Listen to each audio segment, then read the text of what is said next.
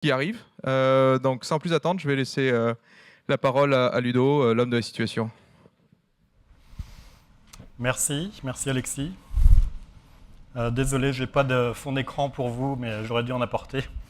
C'est aussi une pièce relativement unique. Donc je suis Ludovic Champenois et on va parler de ce que l'équipe App Engine à San Francisco fait au niveau développement. Donc je suis tech lead et récemment manager. C'est un peu bizarre vu mon profil, mais c'est aussi le style Google. C'est qu'on prend des managers vraiment dans la partie technique. Donc je m'occupe maintenant de la partie SDK d'App Engine, donc les SDK Java, Python, et un petit peu PHP et Go, mais ils sont partagés avec Python. Et puis les deux runtime principaux, Python et Java. Donc s'il y a des bugs, ça arrive chez moi. Et je dispatch. Voilà, en gros, c'est ça. Donc mon background, c'est plutôt Java. Je suis arrivé dans la Silicon Valley quand Java était en version 0.9. J'ai travaillé chez Sun, donc avec toutes les équipes de développement Java et aussi Java EE, donc la partie entreprise de la plateforme Java. Donc ce qu'on va voir un petit peu, on va passer rapidement sur la première partie qui est les data centers de Google. Il y a beaucoup de photos que vous avez vues aujourd'hui. On va faire un rapide survol d'App Engine parce que j'ai vu qu'il y avait beaucoup de gens qui connaissaient déjà App Engine et puis en fait les présentations de ce matin étaient assez détaillées aussi, donc on ne va pas faire de la redite là. Parce que ce qui est intéressant, c'est de voir les nouveautés qu'on est en train d'introduire tous les mois, principalement les modules et ce qu'on appelle les VM backend. Donc ça va faire le bridge entre ce que vous connaissez éventuellement d'App Engine et puis ce que vous avez vu au truc d'avant, juste avant, Compute Engine, comment on essaye de marier les deux de la façon la plus harmonique possible. Et puis on finira par une petite discussion sur le lock-in. Est-ce que vous êtes locké quand vous faites de l'App Engine? Et bien sûr, on va essayer de faire des démos parce que je suis un développeur, donc il faut faire des démos. Donc voilà, ça c'est le rack App Engine, vous voyez au milieu là. Donc à côté c'est Compute Engine, mais là il y a le rack App Engine en fait. Il est sécurisé, donc à droite on a l'équipe de sécurité Google qui vérifie que vos données sont propres à vous et que vous ne pouvez pas voir les données d'un client qui tourne éventuellement dans le même rack. Et en gros, c'est quoi Google App Engine depuis le début, depuis 2008? C'est vous offrir quelques racks partagés avec les mêmes sites ou processus internes qu'utilise Google, que ce soit Search, Gmail, Google Docs, Google Drive. C'est possible qu'il y ait un process Google Drive qui va tourner sur la même machine ou le même rack que votre propre process App Engine, quoi.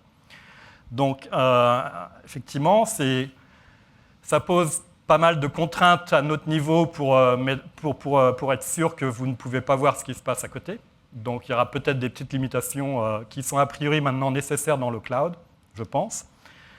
Et donc, c'est ça le but de notre plateforme, c'est puisqu'on avait construit nous-mêmes, Google a construit lui-même tous les data centers et les renouvelle de manière permanente et en crée de nouveaux tous les mois.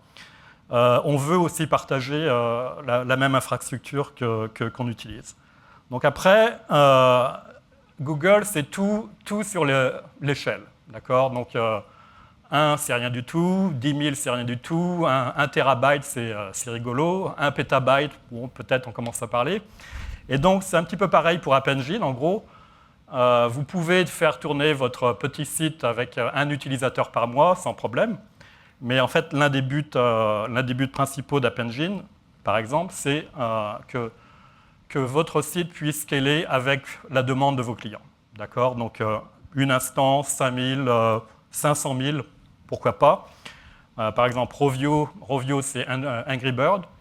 Il y a quand même beaucoup de gens qui passent beaucoup de temps à jouer sur Angry Bird sur Chrome. C'est assez étonnant. Songpop, c'est aussi une boîte à New York créée par des Français qui sont entièrement sur App Engine. Et là, c'est des applications mobiles où ils ont effectivement des millions des millions de téléphones connectés par jour sur les sites Google. Khan Academy, je ne sais pas qui connaît Khan Academy. C'est bon, tout le monde. Donc ça tourne sur App Engine, Udacity aussi, Pulse. Je ne sais pas si vous utilisez Pulse sur votre Android. Moi, j'utilise beaucoup. Ça tourne aussi sur Android. Donc en gros, c'est des gros clients qui font confiance en fait à Google pour tourner leur business qui est critique. Enfin, Songpop, c'est un business, donc ils veulent faire de l'argent et ils sont obligés d'avoir un système qui tient la route, quoi. Web filing, c'est encore pire. C'est la société qui montre les résultats des entreprises à la bourse américaine. Et donc, il faut que ça marche, quoi. Donc, vous l'avez vu ce matin, on le représente ici. Donc, la partie plateforme en tant que service, c'est App Engine. C'est un des premiers, un des leaders au monde, en fait. Quand c'est sorti, tout le monde se demandait, mais c'est quoi ce truc? Je ne comprends pas. Ils étaient plutôt habitués à acheter une machine dédiée avec physique, avec une IP et puis une petite stack. Mais là, en fait, c'est App Engine qui était un des leaders dans le monde plateforme en tant que service. Et puis infrastructure qui est officiellement en fait sorti à Google I/O cette année. Bon, il était en preview bêta depuis 1 an. Mais à partir de mai 2013, vous pouvez effectivement acheter des VM et être complètement supporté en tant que produit. Tout le monde a utilisé Gmail, donc ça c'est la partie software hostée par Google par exemple. Un des trucs importants d'App Engine, on va revenir après, mais c'est que ça tourne aussi en Europe, donc dans la communauté européenne.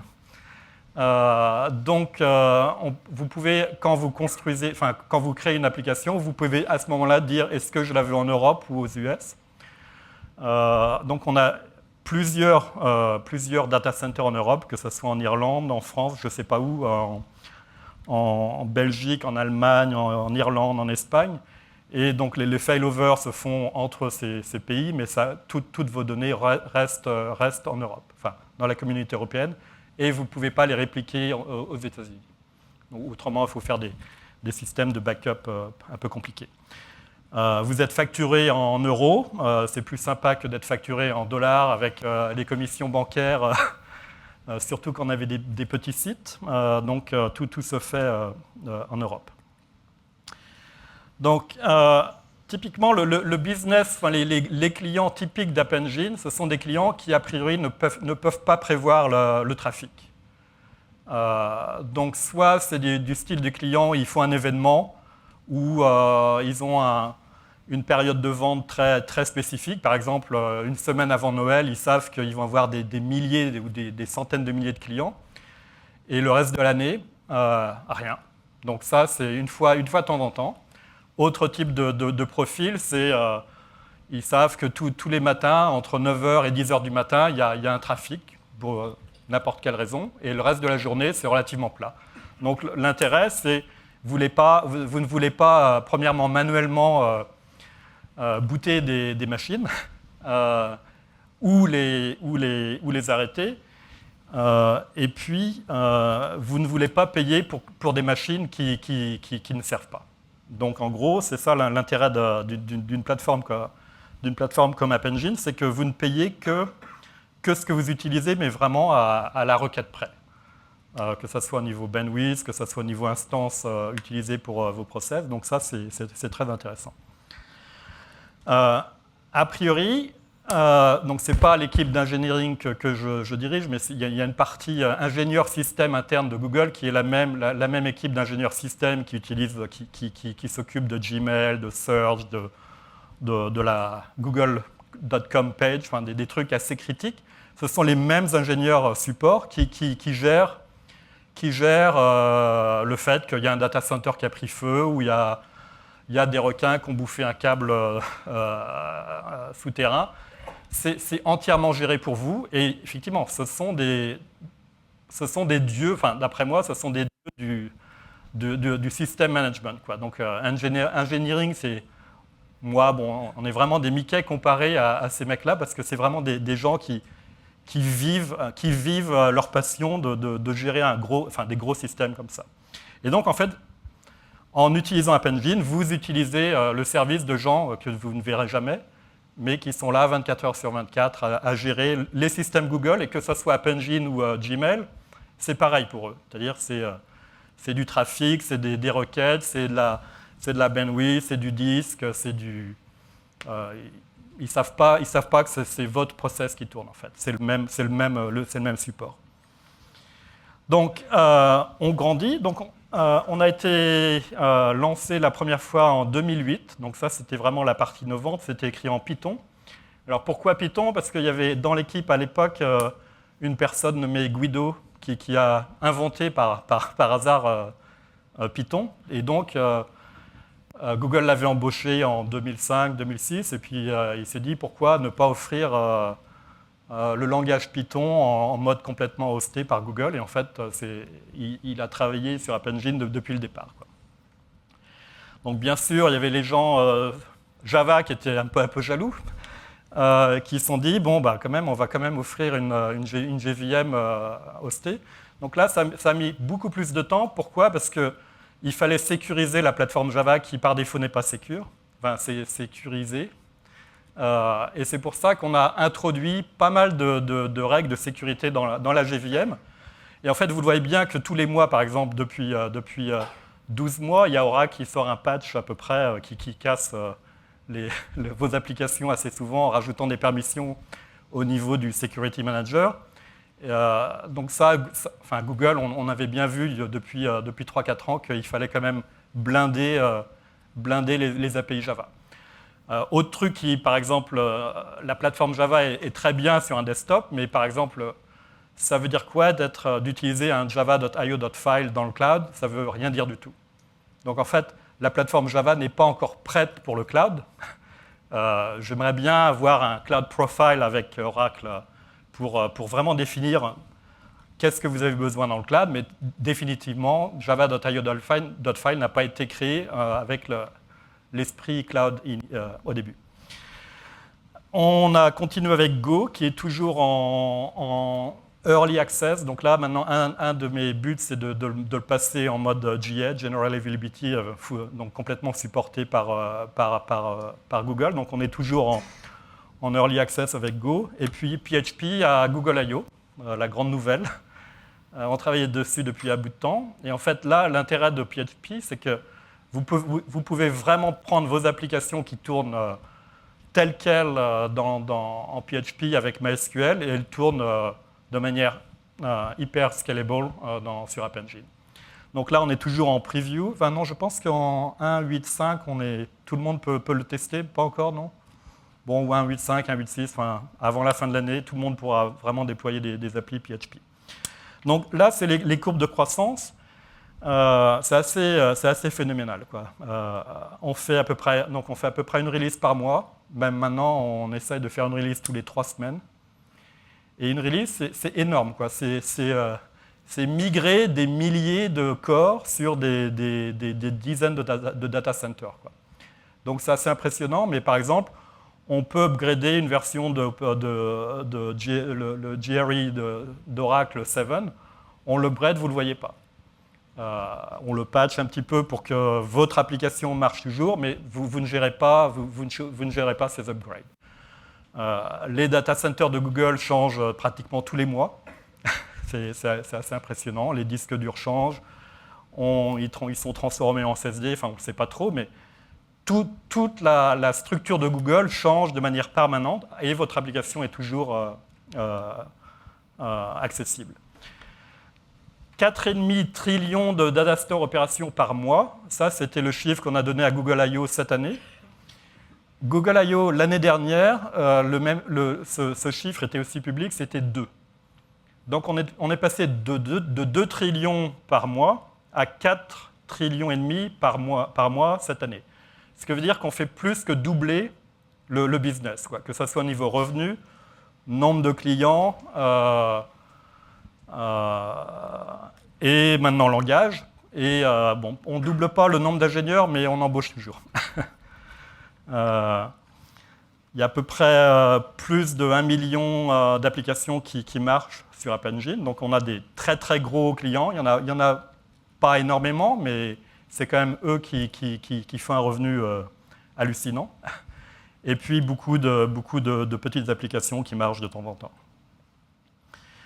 Donc on va passer à une démo. Ça c'est une image de la console. Donc on va la voir en vrai, si vous voulez. Mais le truc important à voir, c'est que c'est relativement simple. Vous voulez voir un dashboard, donc vous avez par exemple le nombre de requêtes par seconde que vous pouvez voir, et vous pouvez avoir un petit historique. Vous pouvez voir les logs, les différentes versions de votre application que vous avez déployées, etc. Donc c'est vraiment tout ce qu'on peut vous montrer de manière plus simple, la plus simple possible, pour que vous puissiez comprendre comment votre application marche.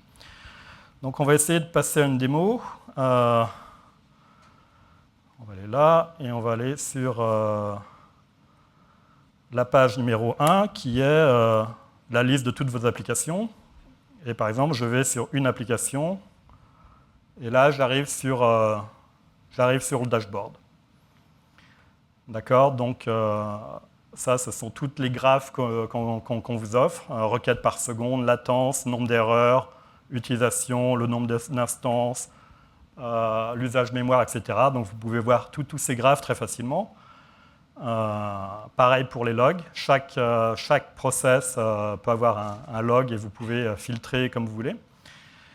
La partie intéressante, c'est la partie version. Donc là, c'est l'application qui s'appelle VM Runtime Demo. C'est bizarre comme nom.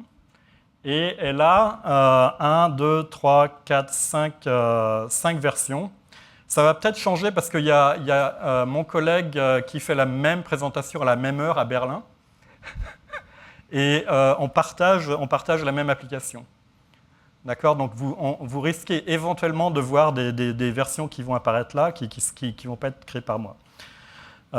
L'intérêt des versions, c'est qu'il y en a une par défaut. Donc là, quand c'est default yes, c'est celle qui marche quand... donc là, je clique dessus. Si je vais sur mon appli... Ça, c'est l'application name. Donc vmruntimedemo.appspot.com, qui est le domain name principal d'App Engine.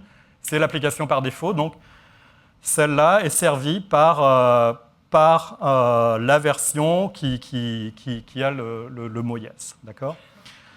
L'intérêt d'avoir plusieurs versions live en même temps, donc si je veux appeler une autre version, je clique dessus ici, Chris VM Runtime, on va l'utiliser. Donc ça, c'est la même application, et on préfixe par le nom de la version. D'accord? Donc ça, c'est très simple à faire. Si maintenant vous voulez faire, vous n'êtes pas sûr que votre nouvelle version marche, vous voulez la tester avant de la mettre en prod, vous pouvez très simplement cliquer sur ce qu'on appelle traffic splitting ici, et vous allez rajouter une règle de split de traffic qui va être par exemple basée sur les IP addresses de vos clients, en disant ah tiens là la version par défaut c'est guestbook, mais en fait je voudrais mettre 20% du trafic sur la version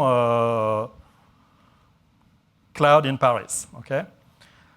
Donc voilà, c'est tout. Maintenant, automatiquement, les front-ends de Google vont dispatcher 20% du trafic de manière aléatoire sur cette nouvelle version. Donc après, vous pouvez analyser les logs, vous pouvez regarder comment se comporte cette nouvelle version, et quand vous êtes content, vous passez 40%, 60%, et puis après, vous pouvez même détruire l'ancienne version. Un petit clic, et puis voilà. Bon, on va le déliter, sinon je risque d'impacter la démo à Berlin. Très simple, non?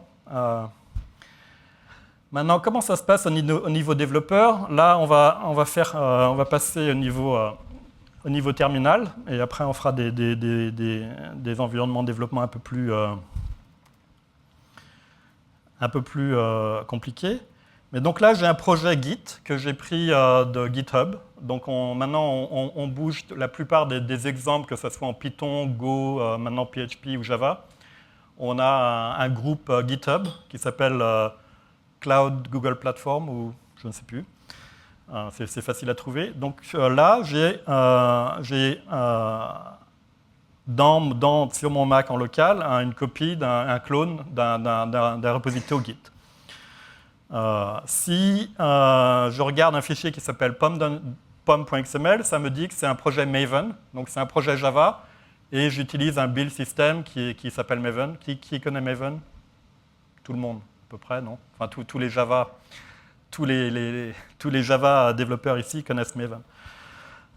Donc là, si vous regardez 1.8.4, simplement en mettant le numéro de version d'App Engine, un build Maven de ce projet va downloader le bon SDK App Engine s'il ne l'a pas, et puis lancer la compilation Java et éventuellement d'autres process. Donc, il n'y a rien d'autre à installer, en fait, puisque Maven va automatiquement downloader, y compris toutes les API d'App Engine, le SDK pour travailler localement, simplement en changeant une ligne ici.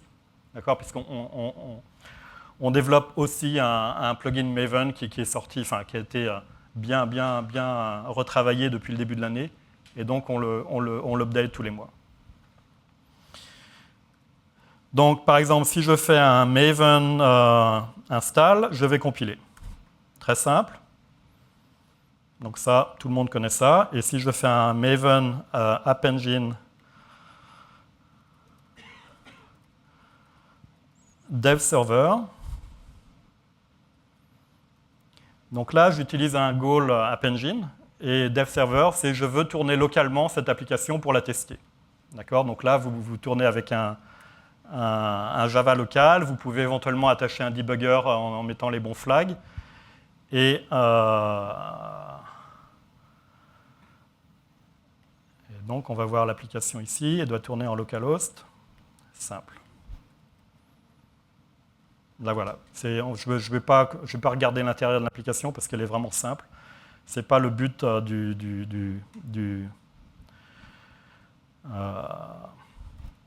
la démo. Donc maintenant, on va éditer un fichier qui doit être dans Source, Main, Web. Je vais éditer un fichier qui s'appelle application web.xml. C'est un petit peu un descripteur de déploiement.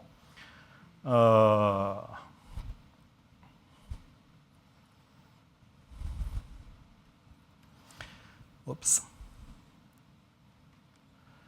Et là, il y a le nom de l'application, VM Runtime Demo, et il y a le numéro de version. Donc là, je vais rajouter 1, 2, 3, 4. D'accord? Donc j'édite un fichier très simple qui me décrit le nom de l'application et sa version. Je sauve, et maintenant, je vais essayer, si ça marche, update. Donc là, j'appelle un goal d'App Engine qui est déploie cette application qui est localement développée ici, déploie-la dans le cloud d'App Engine. Donc pendant qu'il le fait, on va retourner sur la table des versions et on va reloader cette page. Et voilà. Donc maintenant, elle est là, live, 1, 2, 3, 4. Je clique dessus. On boot une VM et a priori, dans quelques secondes, cette version qui n'est pas la version par défaut, c'est une nouvelle version, mais pas encore par défaut, elle est disponible. D'accord? Donc c'est relativement simple. Je peux utiliser Traffic Splitting pour l'activer de manière transparente pour mes clients. Donc voilà, en quelques clics, on a pu déployer une nouvelle version, la tester localement, etc.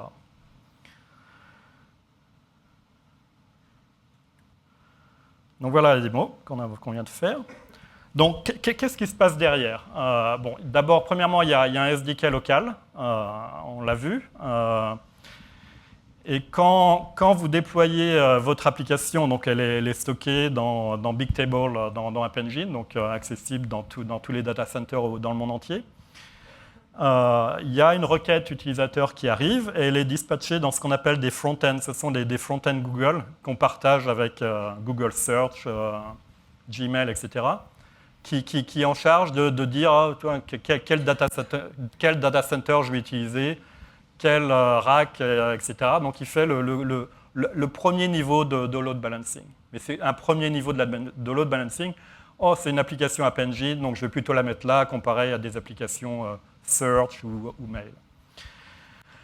Ensuite, on a un deuxième niveau qui est ce qu'on appelle le niveau App Server. C'est lui qui, en fait, va décider, oh, c'est une application Python, je vais créer un process Python. C'est une application Java, je vais forker une JVM, etc. Donc ça, c'est la couche un App Server. Et ces process qui font tourner votre application peuvent accéder à des API qu'on appelle les App Engine API. Donc API pour accéder très simplement, que ce soit en Go, Python, PHP ou Java, au même service qui est le data store, au même service qui est le même cache, image, URL fetch, etc. Donc tous ces services, ils tournent déjà quand votre application, même avant que votre application soit créée ou déployée, ils sont déjà up and running dans les data centers de Google. Et on utilise tous ces services qui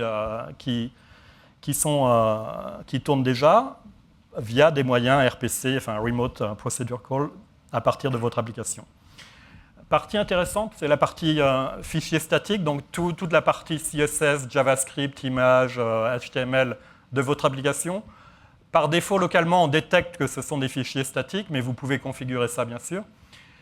Ces fichiers vont être dispatchés sur un autre endroit de cache global Google. Donc, ils ne seront pas servis par la JVM ou le Python runtime ou le runtime PHP. Ça va vraiment être servi par les mêmes services de cache Google au niveau planétaire. Ce qui veut dire que votre CSS, quand il sera téléchargé du Japon ou de Chine, s'ils y ont accès, ils vont venir du data center le plus proche de ce client. Donc c'est le best effort, on essaye de cacher au mieux, mais comme ce sont des services partagés et qu'à ce niveau-là, on ne sait pas si c'est du traffic App Engine ou Search, vous réutilisez les mêmes valeurs que Google.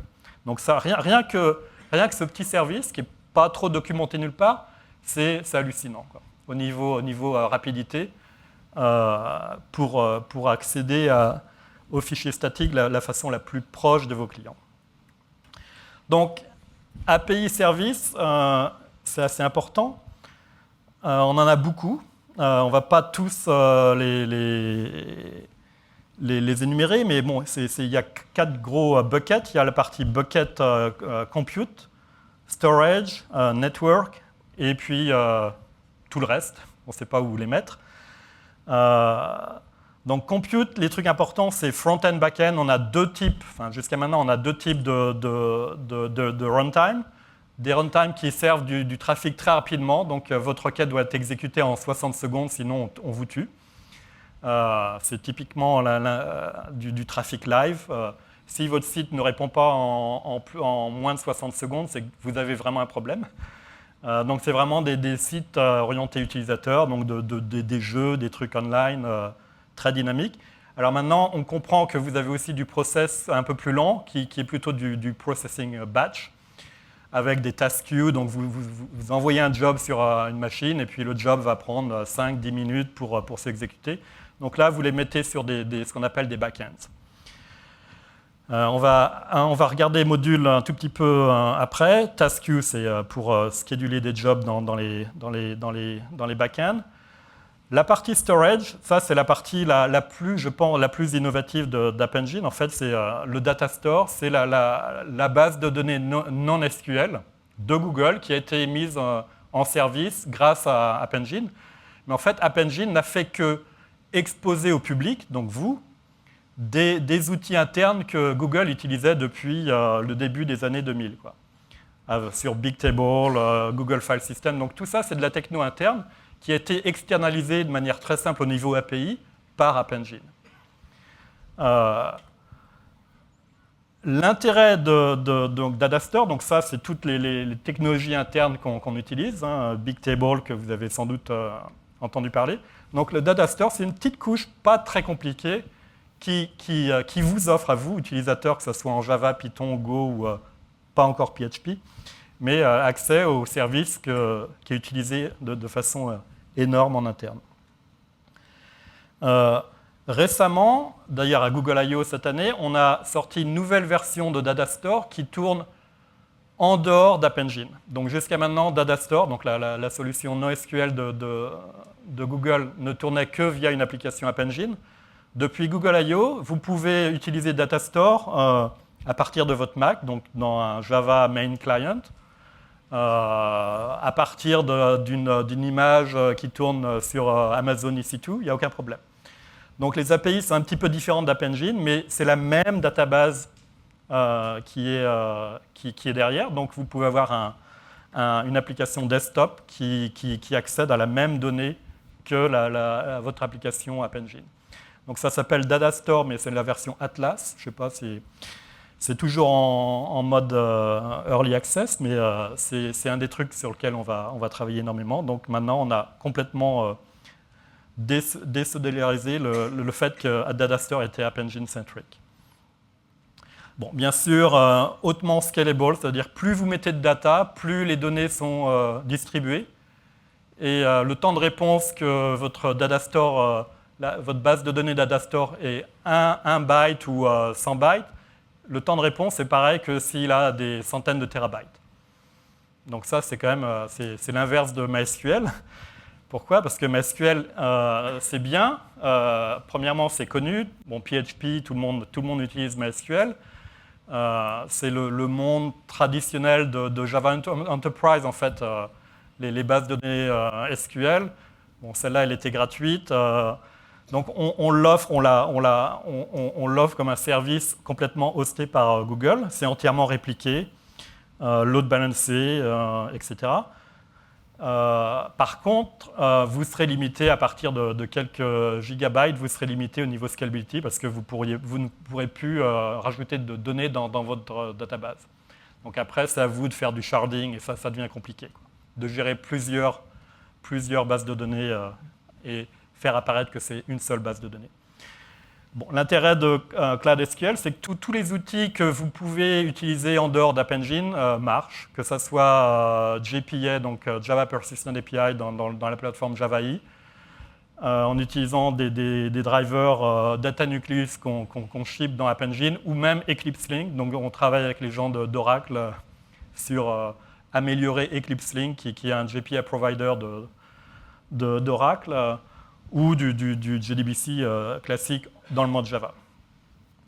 Vous pouvez bien sûr importer et exporter vos données. Et l'intérêt, c'est que cette base de données Cloud SQL, donc quand vous l'énablez dans un projet App Engine, elle est up and running. Donc il y a tout ce qu'il faut dire, c'est ah oui, mon application utilise une base de données Cloud SQL. Il faut évidemment donner une carte de crédit parce que c'est pas gratuit. Par contre, c'est pas très cher. Donc, on va revenir. Attendez, on va.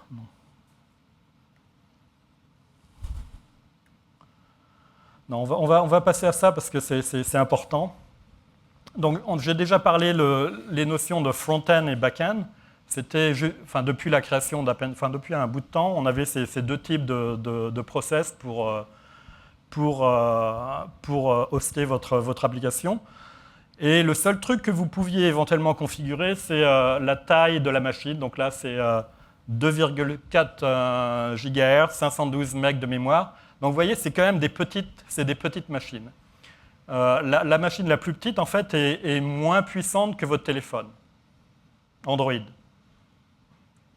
Donc en fait, c'est ça. Donc Google App Engine, en fait, est très fort à booter des milliers et des milliers de CPU qui sont moins puissantes que votre téléphone, mais qui sont capables de servir un trafic hallucinant, quoi. Et en fait, si vous regardez l'histoire de Google, c'est un petit peu ça.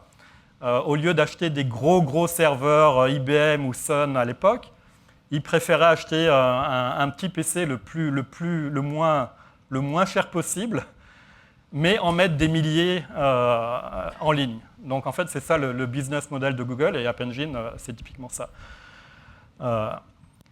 Donc très petite CPU, très petite mémoire. Par contre, scalability entre 1 et automatique. Donc en fait, c'est assez marrant. Vous voyez le slider, il commence à 1. Bon, vous voulez au moins peut-être une VM, enfin un process. J'aime bien le fait qu'après, la dernière valeur numérique, c'est 500 pour mettre quelque chose, quoi, je ne sais pas. Et après, c'est automatique, c'est-à-dire que si vous avez besoin de 5000, 10 000, 30 000, a priori, vous ne pouvez pas savoir, donc vous mettez en automatique. Bon, il y a d'autres providers pass, en fait, eux, au bout de, je sais pas, 5 VM, 10 VM, ils disent « Oh, c'est compliqué ». Donc là, c'est l'inverse de... Donc pour les back-ends, en fait, les machines sont un peu plus grandes. Donc vous avez plus de mémoire, plus de corps aussi que vous pouvez choisir. Et puis là, la requête n'est pas limitée à 60 secondes. Donc ça, c'est ce qu'on avait jusqu'à maintenant. Vous pouviez créer des versions de front-end, mais vous ne pouviez pas créer des versions, comme on a vu précédemment, sur les back-ends. Les back-ends n'étaient pas versionnables. Donc ça, c'était une limite assez sévère au niveau back-end. Donc, ce qu'on a fait récemment, ça a été aussi annoncé, je crois, début de l'été, ou fin juin. On a unifié ce qu'on appelle front-end et back-end, et maintenant, on a renommé les deux en modules. Donc, en fait, votre application est une collection de modules. Il faut au minimum un module. Et donc ça, c'est toute la partie classique d'App Engine. Par contre, vous pouvez mettre 50 modules sur la même application. Donc ces modules, ils utilisent la même base de données, les mêmes services, les mêmes user ID pour être authentifiés. Donc ça fait partie de la même application. Vous n'avez qu'une seule facture, c'est la facture pour l'application. Et ces modules, a priori, ils ont des propriétés qui font qu'ils sont plus front-end ou plus back-end. D'accord ? Donc c'est simplement une petite configuration que vous décrivez sur un module, qui permet de dire si vraiment il peut tourner pendant des semaines, ou alors c'est un truc très dynamique. Et l'intérêt de cette uniformité, c'est que maintenant, tout est versionnable.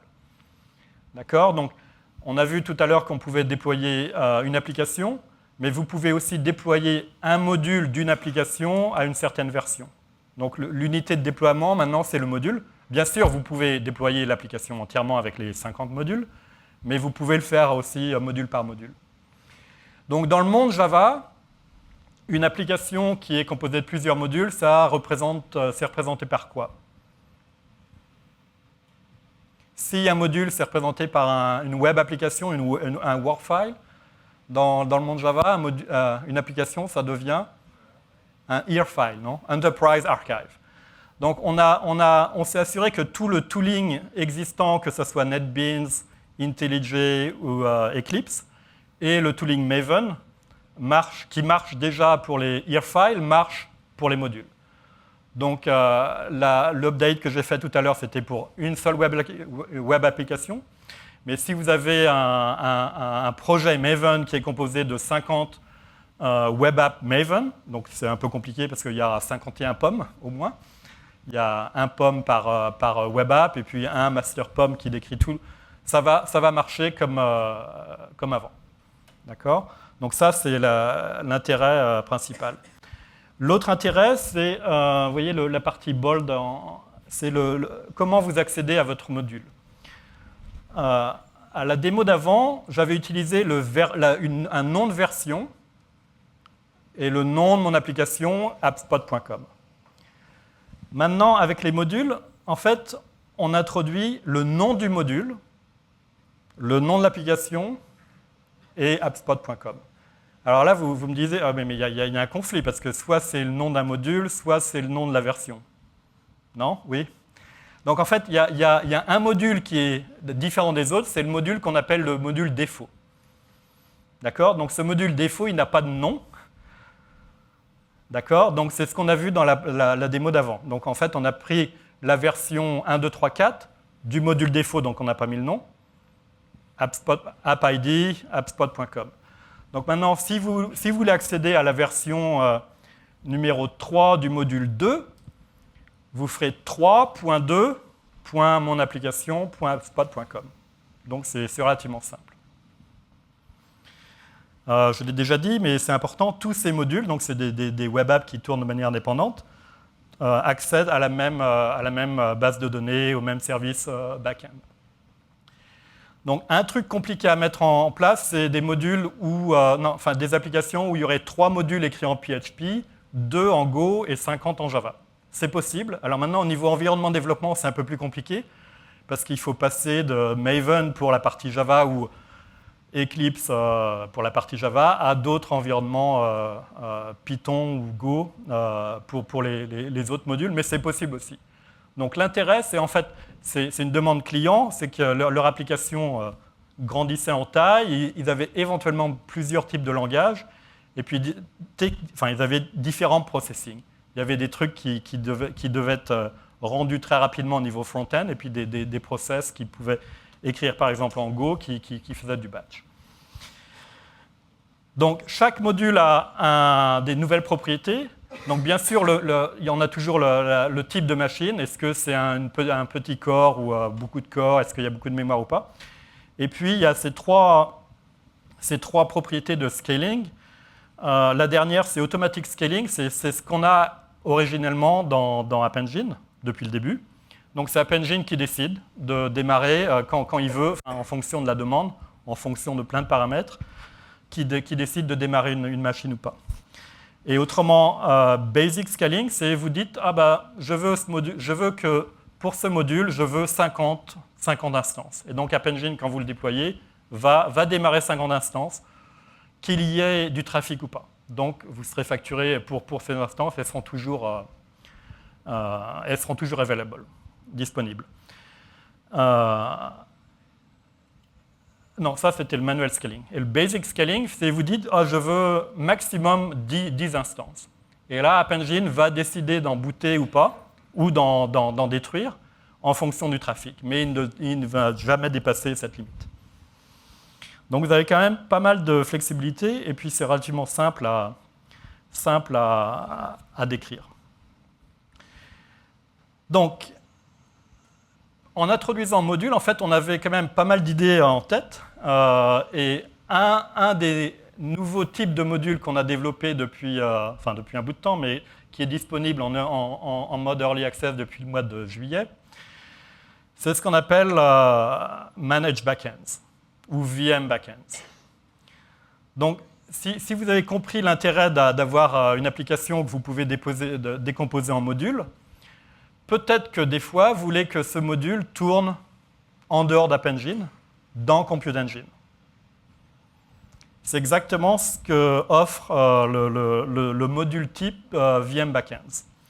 Et en fait, c'est là où on unifie la plateforme PaaS de Google App Engine avec la plateforme infrastructure qui est Compute Engine. Donc on veut vous voulez garder en tant qu'utilisateur la simplicité d'utilisation d'App Engine, mais vous voulez plus de puissance de calcul, et surtout vous voulez éventuellement peut-être pas voulez utiliser des trucs que App Engine ne vous autorisiez pas à utiliser avant. Par exemple du code natif, par exemple faire du thread, par exemple faire du WebSocket. Par exemple, utiliser le package AWT pour faire du graphic rendering. Toutes ces classes, par exemple, étaient blacklistées par App Engine parce que considérées, avec beaucoup de raisons, pas sécurisées du tout, parce qu'en utilisant des techniques de hacker, vous pouviez voir ce qui se passait dans l'environnement de votre application. Et ça, c'était une grosse interdiction pour App Engine. Donc là, il n'y a plus de limite. Vous voulez faire des threads, vous pouvez appeler du code natif si vous voulez, vous pouvez uploader des points SO et puis faire du GNI. À partir de votre application App Engine, vous pouvez. Donc là, voilà, la code qui est là, c'est une des tweets qu'avait tweeté William quand on a sorti les VM backends. Vous entendez ce bruit, c'est les restrictions App Engine qui implosent une par une. Et bon, on avait bien ri quand il avait sorti ça. Donc, on va faire une petite démo de comment ça marche. Et donc là, on va prendre le même projet que j'ai en command line, mais on va le mettre en environnement développement. Donc là, j'ai le choix, et vous allez me dire lequel vous voulez. J'ai Eclipse, NetBeans ou Android Studio. Donc, j'ai 3 environnements développement Java. Et je peux faire la démo dans éventuellement les 3, mais on n'aura pas assez de temps. Donc, lequel vous voulez? On va faire un sondage. Moi, j'aime bien NetBeans, mais bon. Eclipse, vous aimez bien Eclipse? Ouais. IntelliJ. Donc, IntelliJ, c'est intéressant parce qu'en fait, c'est l'environnement de développement d'Android. C'est Android Studio, cette version. Et même si Android Studio a été modifié pour faire des projets Android, en fait, il marche très très bien avec App Engine. C'est ça qui est assez bizarre. Mais vous pouvez faire des back-end App Engine avec des front-end Android en utilisant le même environnement de développement. Et on est en train de pousser plus d'environnement de développement App Engine dans Android Studio, ce qui paraît assez bizarre, mais ça marche très bien. Donc, lequel vous voulez? Eclipse? OK. J'aime pas Eclipse. Par contre, je connais bien Eclipse. C'est pour ça que je l'aime pas. Alors, donc là, Eclipse, il y a deux types de projets. Il y a, depuis le mois de juillet, on a sorti un plugin Eclipse de WTP, Web Tool Platform. Donc, quand vous faites un new server WTP, vous avez maintenant un Google App Engine. Donc là, l'intérêt de WTP, vous pouvez réutiliser tout l'écosystème des plugins Eclipse. Vous ne pouviez pas faire ça avec la version précédente du plugin Eclipse pour App Engine. Depuis le mois de juillet, maintenant vous pouvez. Donc là, c'est intéressant pour faire du JPA, du Hibernate, du Bean Validation, du JAX-RS, enfin tous les frameworks qui sont bien incorporés dans l'écosystème Eclipse marchent maintenant. Là, c'est Kepler. L'intérêt de Kepler, c'est qu'il peut ouvrir nativement des projets Maven. Il n'y a plus besoin de downloader des plugins compliqués à droite à gauche.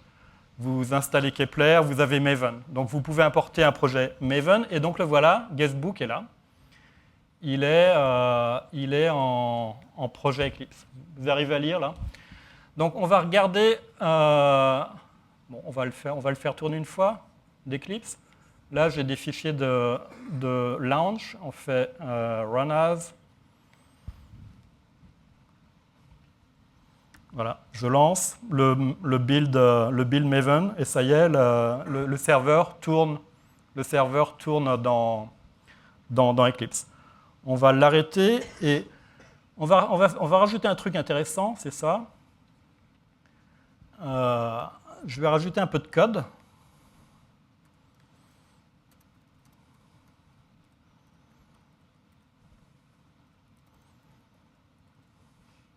Bon, il y a une faute, typo.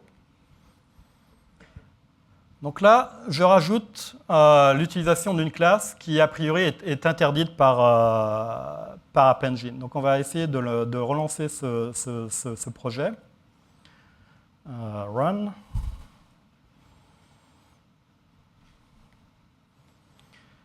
Et ce servlet, qui est un servlet Java, est mappé sur une URL qui s'appelle test. Donc on va voir ce qui se passe.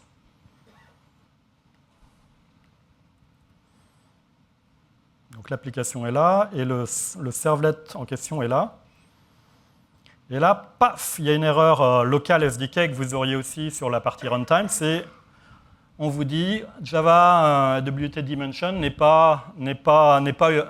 pas une classe autorisée pour App Engine. Donc votre application ne pourra jamais marcher, ne marche pas dans le SDK, ne peut pas marcher. Bigger. OK. Donc en fait, la classe n'existe pas dans l'environnement App Engine. Donc là, bon, à la fois, c'est dommage parce que vous voulez utiliser un environnement qui tourne, qui utilise ce truc-là. Donc qu'est-ce qu'on va faire? On va arrêter le serveur et on va aller dans App Engine web.xml et on va décommenter cette partie. Donc là, premier truc, c'est un VM égale vrai. Donc, en fait, votre application, maintenant, ça va tourner dans une VM, donc les VM backend, pas compliqué. Et deuxième partie, c'est quel est le type de scalability que vous voulez utiliser. Bon, je vais faire manuel et j'en veux une. C'est-à-dire que quand je vais déployer l'application, je veux une VM qui va faire tourner mon application. Donc là, j'ai commenté ça. Je vais relancer le serveur déjà, localement. Run as, c'est pour ça que j'aime pas, c'est compliqué, il faut trouver ça. Bon. Non, NetBeans, c'est beaucoup plus simple. Donc là, qu'est-ce qui se passe? Oui, bon, ça déploie. Donc maintenant, on va faire un reload de la même URL. Et là, oh magie, il y a le system output qui montre que je peux utiliser cette classe. Bon, c'est assez bête, mais ça marche. Il y a une autre URL qui s'appelle pdfgen. Là, en fait, j'ai utilisé un framework qui s'appelle iText. Je ne sais pas si vous connaissez le framework iText en Java qui génère du PDF. Donc, c'est une librairie que vous trouvez sur Maven. Vous le mettez dans votre pomme et vous pouvez générer du PDF. Jusqu'à maintenant, iText ne marchait pas dans App Engine. Bon, il y avait des workarounds, c'est l'horreur. Enfin bon, là, ça, c'est un fichier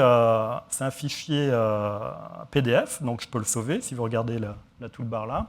C'est la toolbar PDF qui a été générée par l'App Engine. Donc maintenant, ça marche. Et c'est tout con, on liste la liste des propriétés, Java.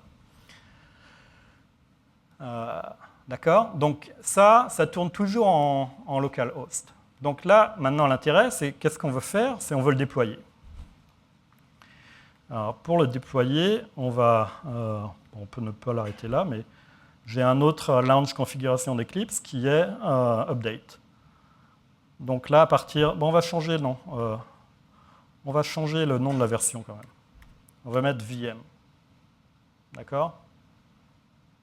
Et on va mettre 5 pour être sûr que c'est la nouvelle version qui ne va pas mettre en conflit avec le gars qui est à Berlin, qui est en train de faire peut-être la même démo. Donc là, je suis sur le launch update et je vais faire un update. Donc là, maintenant, je vais déployer cette application App Engine. Bon, il commence à scanner, il parle avec l'admin backend et il faut regarder dans quelques secondes si ça marche. Donc pendant qu'il est en train de vérifier ça, on va repasser au niveau ici et on va faire un reload pour voir ce qui se passe. Donc vous voyez, là, il est en train de faire quelque chose avec VM hello 1, 2, 3, 4, 5. D'accord? Donc là, maintenant, on va passer à la console. Donc il y a une notion de projet maintenant, Cloud Platform, qui est unifiée entre App Engine et Compute Engine. Donc jusqu'à maintenant, on avait regardé la partie App Engine, la console App Engine. Bon, on est en train d'unifier les deux, mais c'est encore un petit peu séparé pour l'instant. Mais le but, rapidement, c'est que ces deux consoles vont être unifiées. Donc là, on voit la partie console du projet VM Runtime Demo, donc c'est mon App ID en fait, mais vue de Compute Engine. Donc c'est les consoles que vous avez vues aux démos précédentes. Et là, ce que vous voyez, au Magie, c'est il y a une nouvelle instance, mais une vraie instance qui utilise Debian. Oh, bon, on va le mettre plus gros. Pas trop quand même.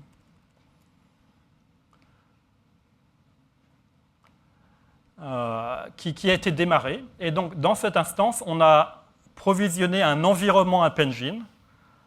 Donc, toutes les API que vous pouvez utiliser dans App Engine vont marcher. User Identity, GetUser, Data Store, JPA, URL Fetch, Memcache. Donc, tout ça, en fait, tout ce processing écrit en Java ou en Python, parce qu'on a deux types de runtime, Python ou Java. On n'a pas encore fait le Go ni PHP, mais ça va bien sûr arriver. ça tourne dans un environnement App Engine. Donc là, l'intérêt de ça, c'est que maintenant que vous avez cette Compute Engine VM qui marche, vous pouvez éventuellement rajouter un disque persistant. Vous pouvez rajouter des règles de firewall, donc de protection d'ouverture ou de fermeture de ports HTTP ou TCP. Donc par exemple, si vous voulez faire du WebSocket sur un certain port, il faut décrire la règle firewall pour activer ce port. Vous pouvez, dans votre web application, mettre du code natif, un .so, et le charger en GNI. Ou vous pouvez, à l'aide de la console, parce que vous pouvez faire un SSH dans cette machine, vous pouvez, en plus des process App Engine qui tournent, vous pouvez faire apt-get mon application, etc., et faire du boot, et éventuellement faire de la communication entre le process App Engine et ces process qui sont indépendants d'App Engine. Donc là, en fait, c'est le mariage du meilleur des deux mondes. C'est-à-dire que vous avez la simplicité d'App Engine avec, si vous voulez, la flexibilité de Compute Engine. Donc vous pouvez faire system exec, etc shutdown, par exemple. Personne ne va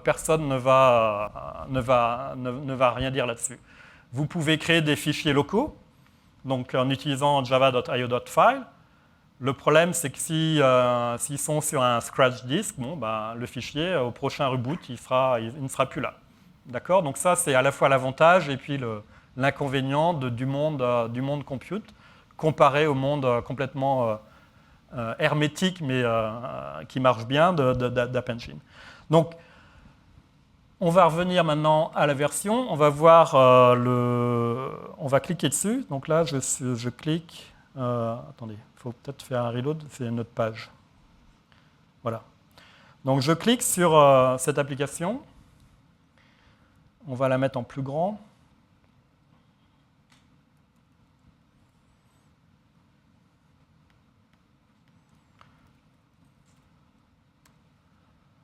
Donc là, c'est tout bête, ça marche. Mais en fait, le but, ce n'est pas de faire une application compliquée App Engine. Le but, c'est de démontrer qu'en fait, on vous donne toute la puissance d'une vraie VM Compute Engine. Donc si vous regardez, par exemple, les system properties, le Java que vous tournez, c'est vraiment le Java de OpenJDK.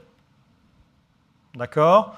Vous savez que les librairies sont dans userlib, JVM, blablabla. Donc là, si vous faites un SSH dans cette VM, vous verrez, faites PS, vous verrez les process App Engine. Bien sûr, vous pouvez les tuer, mais bon, c'est moyennement grave pour nous en tant que Google, puisque vous payez la VM. Donc faites ce que vous voulez dessus. Vous faites tourner 100% de CPU, 0% de CPU, c'est plus vraiment managé par vous. Par nous, c'est votre VM. Donc vous avez le droit de faire ce que vous voulez dessus. Par exemple, vous voyez que ça c'est un détail d'implémentation, mais on utilise JT au niveau pour Java, quoi. Bon, pourquoi pas. Le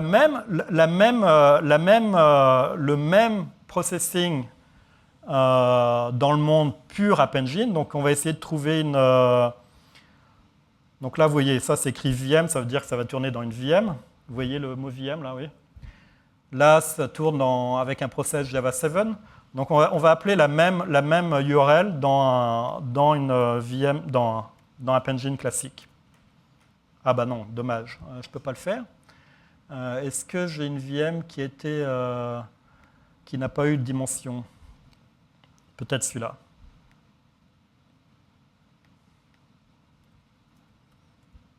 Voilà.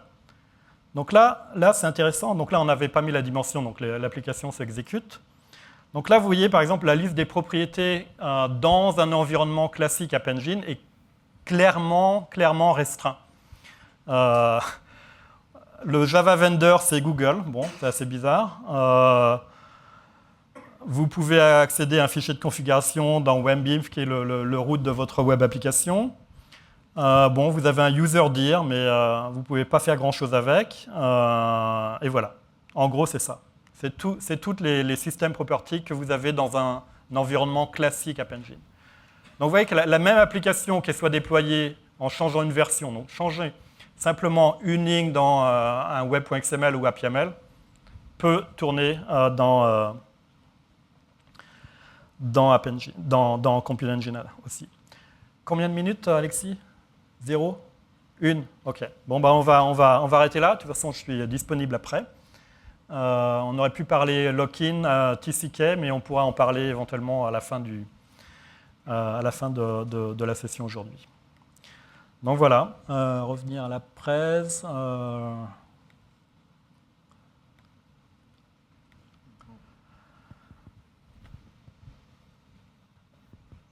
Donc, ce que vous avez vu aujourd'hui, c'est un petit peu les nouveautés d'App Engine et surtout vers où on essaye de se diriger, qui est un mariage intime entre Compute Engine et App Engine. Pourquoi? Parce que, premièrement, ça tourne pratiquement dans les mêmes data centers et il y a une synergie évidente à opérer là-dessus. On a été le leader dans le monde plateforme en tant que service avec App Engine et je pense qu'on peut devenir aussi le leader dans le meilleur des deux mondes en gardant la simplicité d'App Engine tout en autorisant le type d'application nouvelle que vous pouvez tourner dans Compute Engine. Encore une fois, on veut garder la simplicité, c'est-à-dire qu'on veut que vous, en tant que développeur, vous travaillez sur votre application et non pas sur les détails un peu bizarres de quel OS vous voulez choisir. Éventuellement, vous pouvez faire ça, mais on est quand même à un niveau au-dessus de quel type d'OS vous pouvez choisir. Donc voilà. Très bien, merci Ludovic. Du coup, je vais poser la première question, je vais te lancer la perche pour que tu aies le temps de couvrir un tout petit peu quand même la partie lock-in. Oui. Il y a des API qui sont propres à App Engine, et donc une des critiques, une des questions qu'on peut tout à fait se poser, c'est de savoir si, une fois qu'on écrit son application pour App Engine, on est locké, c'est-à-dire qu'on est obligé de déployer dans App Engine et on ne peut plus l'emmener ailleurs. Alors, est-ce que... Oui, donc pour ça, on travaille avec un partenaire qui s'appelle Red Hat. Si vous faites un Google Search de Cape Dwarf, vous voyez que quelqu'un d'autre dans le monde est en train d'implémenter toutes les API App Engine, mais en dehors d'App Engine. Et pas sur n'importe quel type d'application serveur. En fait, ça va tourner sur JBoss. Enfin, maintenant, c'est Wildfly.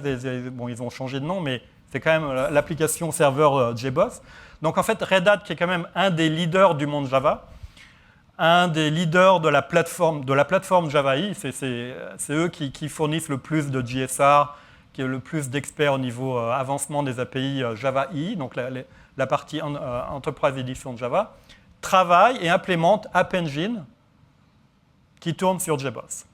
Donc là, c'est parfait pour tuer l'argument lock-in. D'abord, premièrement, ce n'est pas du tout dans l'esprit de Google de faire des trucs fermés. On adore la compétition. Et donc, on travaille avec les gens de Red Hat non pas sur leur implémentation, mais sur un ensemble de tests pour valider que leur implémentation est compatible avec App Engine. Donc, on a travaillé depuis 9 mois ensemble sur un TCK, Test Compatibility Kit. Donc, si vous venez du monde Java, vous connaissez les TCK. On a un TCK open source qui est dans GitHub, Apache License. Et donc là, l'intérêt, c'est que tous les gens avec qui je travaille, qui font partie de la qualité App Engine chez Google, sont en train de migrer des centaines de tests dans le monde open source. Tous les tests qu'on a en interne, on les met à l'extérieur. Et les gens de Red Hat, eux, développent des nouveaux tests pour vérifier que leur implémentation est correcte.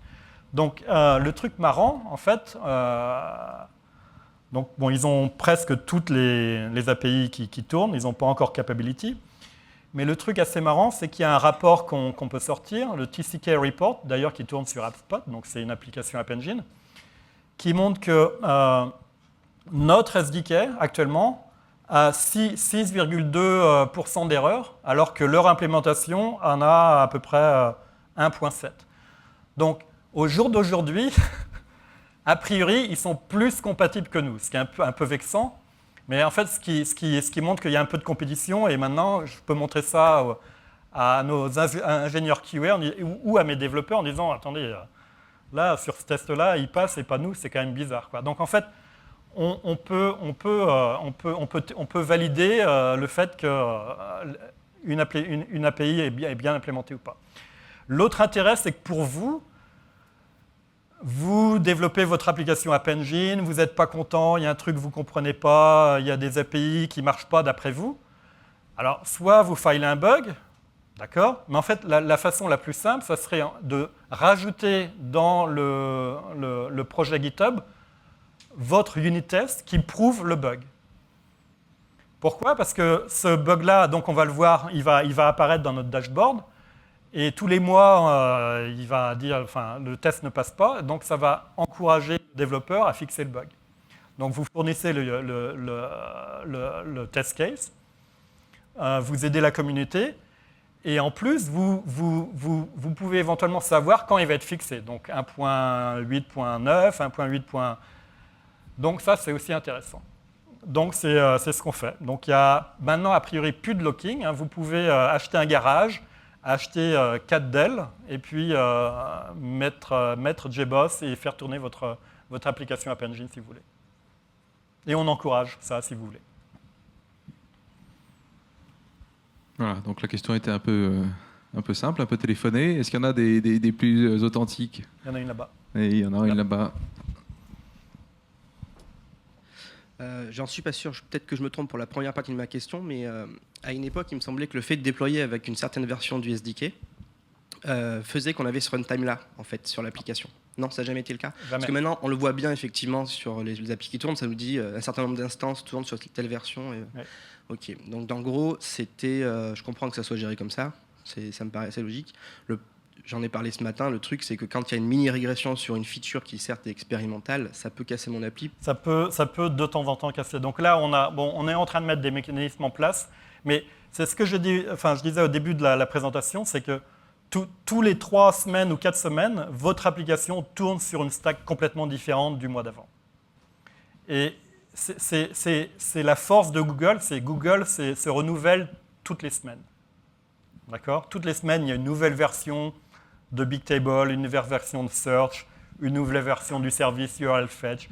Et donc, ça fait partie des gènes de Google, c'est que c'est en révolution permanente. Donc, nous, notre but, c'est de garder votre application fixe, mais tout autour change. D'accord? Donc, les machines sont plus puissantes, la redondance est meilleure, etc. Donc, de temps en temps, effectivement, on le fait d'ailleurs, on peut planter quelques applications. Donc là, on est en train de mettre des services qu'on va éventuellement externaliser un jour, qui sont des services que vous pourriez éventuellement utiliser de replay. C'est-à-dire que vous pourriez capturer du trafic de votre application en disant « j'aimerais capturer entre midi et 1h de l'après-midi » et puis stocker les requêtes et les réponses. Stockez-le parce que c'est comme ça que je veux que mon site marche. Et après, il y a deux types de comment vous pouvez rejouer ce trafic. Soit vous pouvez rejouer ce trafic sur une nouvelle version de votre application. Donc vous changez un petit peu les trucs, mais vous voulez voir si ça marche toujours. Ou alors, rejouer ce trafic sur une des release candidates d'App Engine. Donc là, vous pourriez savoir, mettons une semaine avant, qu'on peut éventuellement vous casser. Ou on pourrait le savoir. Donc ça, c'est la partie cloud, tous les services qu'on peut rajouter au niveau du cloud, c'est fabuleux. Et on a la capacité de stocker des terabytes de trafic, si vous voulez, il n'y a aucun problème. Ouais, j'ai une question sur les VM backend. Comment ils s'arrêtent? Et du coup, aussi, comment ça se passe les montées de version d'App Engine? Ouais. Donc il n'y a pas de scaling automatique pour les VM. Donc dans les propriétés scaling, c'est soit manuel, soit semi-automatique.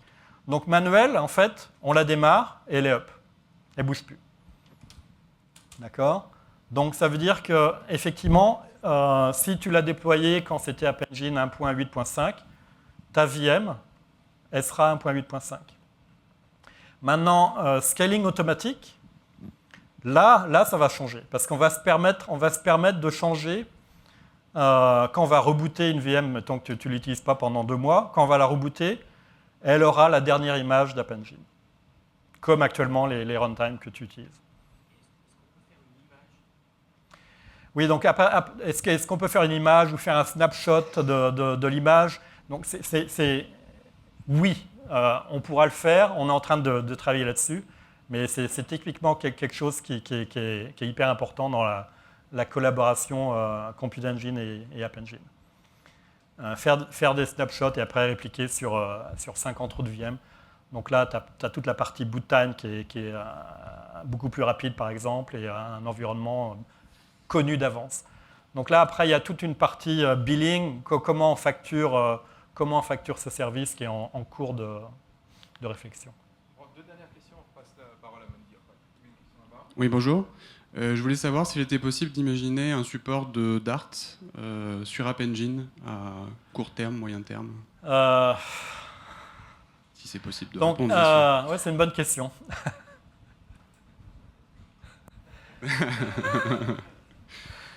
Donc, tu peux déjà faire tourner Dart dans un environnement VM? Bien sûr. D'accord. Donc, tu poses une bonne question. Ouais. D'accord. Dernière question? Non? Oui. Je suis pas sûr si c'est une question en plus. Donc le fait d'avoir ouvert pour Cap Dwarf, ça ressemble un peu à c'est une porte ouverte à des nouvelles JSR quoi, entre guillemets. Hein, donc Here we go. On peut imaginer un IBM WebSphere ou peut-être on va rêver plus à un Glassfish. Glassfish, non, ouais. Bon, ouais. Éventuellement, moi je pensais plus à Microsoft Azure, Amazon, Salesforce, des acteurs importants du cloud au niveau innovation, plutôt qu'à des, j'en viens donc, des dinosaures de la plateforme II qui n'innovent plus tellement en fait, d'après moi. Ouais. Si tu regardes le nombre de JSR entre Java EE 6 et 7, c'est quand même assez minimal, quoi, niveau innovation. Et pourquoi? IBM, je ne sais pas s'il y a des gens d'IBM ici, mais en fait, leur intérêt, c'est de ralentir au maximum l'innovation parce qu'ils ont des sites massifs de WebSphere et ils ne veulent pas rajouter du bruit dans le système parce que ça va péter. Donc, mais effectivement, je suis complètement pour poursuivre des discussions à ce niveau-là, au niveau de la communauté. Donc la nouvelle communauté cloud, y compris faire un profil Java Cloud. Donc là, Java 8 va faire des profils. Il n'y a pas de profil cloud. Et il n'y en aura pas parce que j'ai déjà discuté avec les gens d'Oracle, ils veulent pas. Mais c'est quand même bizarre que dans un profil cloud, tu as du RMI, du Corba, des trucs qui ont été décrits en 96-97. Ouais, il y a juste une deuxième partie sur ma non-question, c'est s'il y a lieu de faire des JSR, c'est-à-dire ça sera les gens, la communauté qui va proposer, on ne va pas suivre le même système qui existe déjà, veto, donc le problème de JSR dans le monde Java, Google pour l'instant ne peut pas trop participer pour d'autres raisons légales. Donc on peut pas être actif. Donc, bon, la semaine dernière, j'étais à Java One, mais en tant que spectateur, non pas en tant qu'acteur. Mais c'est dommage, hein, je subis.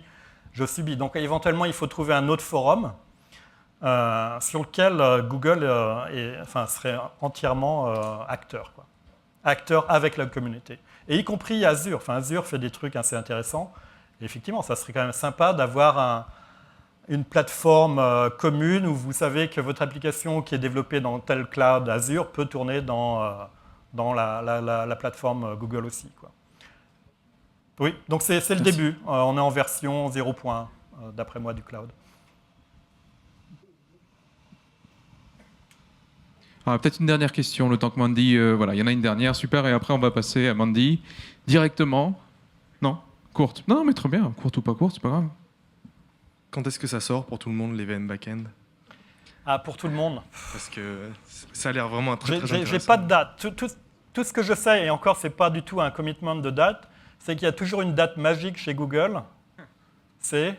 Voilà. Mais ça ne veut pas dire que ça sortira à Google I/O. Mais quand tu es VP chez Google, tu te dis c'est quand je pourrais sortir un truc bien, c'est Google I.O. Mais maintenant, je ne peux pas. Peut-être que ça ne serait pas prêt pour Google I.O. En même temps, on n'a pas encore la date de Google I.O. Donc comme ça. Et donc, on n'a toujours pas la date de Google I.O. Donc, éventuellement, on pourrait pousser la date de Google I.O. pour aligner avec nos schedules internes. Conférence driven. Je vais en parler avec Larry, oui. Et puis, le bon Larry, ne te trompe pas de Larry. Oui, ne t'inquiète pas. Voilà. Sur ce, je vous propose d'enchaîner. Comme ça, on ne repoussera pas la petite coupe de champagne que je vous ai promis tout à l'heure. Et on peut remercier Ludo.